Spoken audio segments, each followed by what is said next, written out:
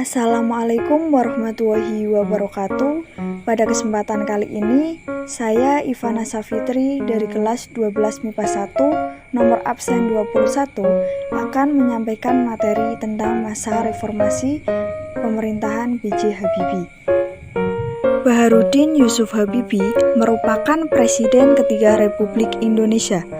Masa pemerintahan B.J. Habibie merupakan awal mula masa reformasi di Indonesia. Masa pemerintahan B.J. Habibie berlangsung dari tanggal 21 Mei 1998 sampai dengan 20 Oktober 1999.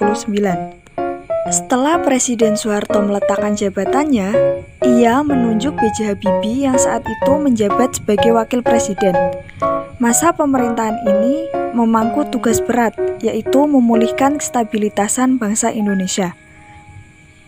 Presiden B.J. Habibie kemudian menyusun Kabinet Reformasi Pembangunan pada tanggal 22 Mei 1998.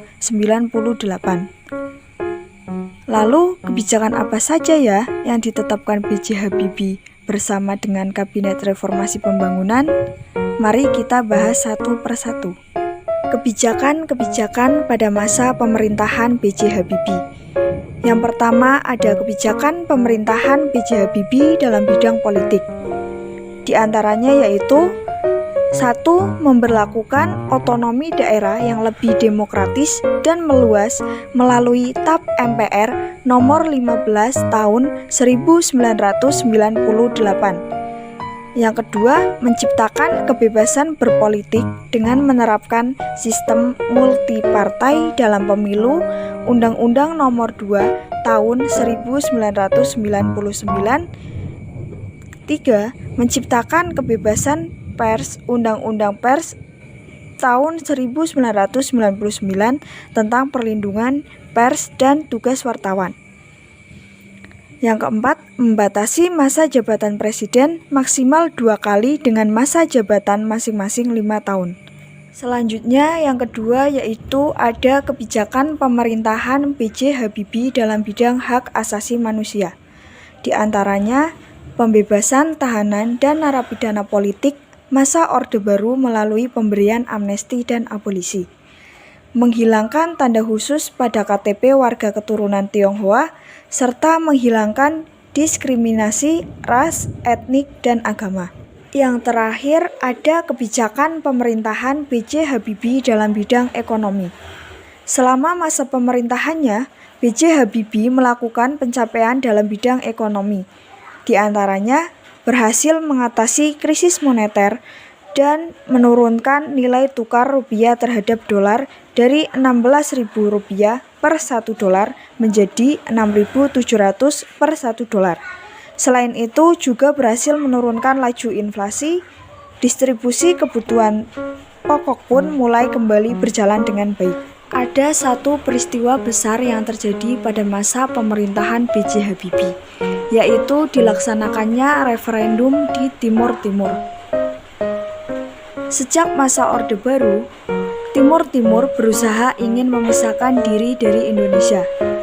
Yang akhirnya, Presiden B.J. Habibie memutuskan untuk melakukan referendum yang dilaksanakan pada tanggal 30 Agustus 1999. Dengan tujuan untuk memastikan keinginan apakah rakyat Timur Timur memilih otonomi atau kemerdekaan. Hasil referendum kemudian diumumkan oleh PBB pada tanggal 4 September 1999. Hasilnya, 78,5% rakyat Timur Timur ingin memisahkan diri dari Indonesia.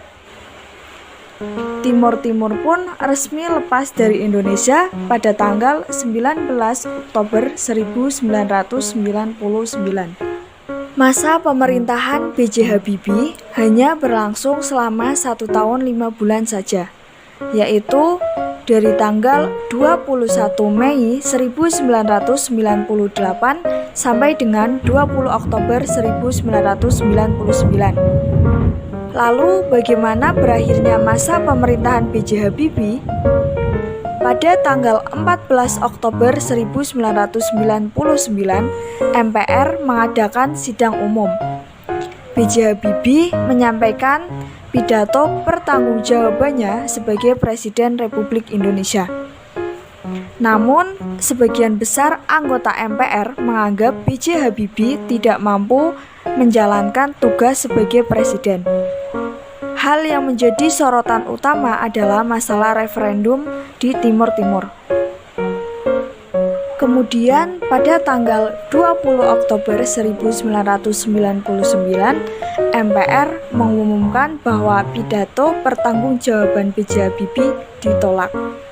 B.J. Habibie menyatakan bahwa ia ikhlas menerima keputusan MPR dan mengundurkan diri dari pencalonan presiden periode selanjutnya.